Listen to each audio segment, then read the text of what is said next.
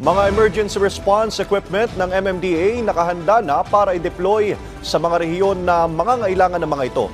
May balitang pambansa si John Lester Naguna ng Philippine Information Agency.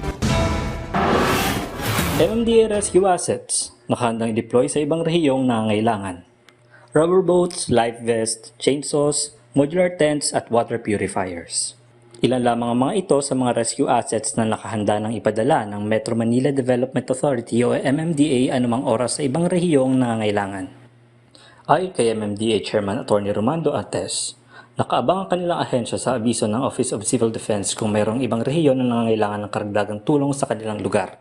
Maaalala na nito linggo lamang ay nagsagawa ng inspection ng MMDA sa kanilang mga emergency response equipments na nakapreposition sa iba't ibang lokal na pamahalaan sa Metro Manila.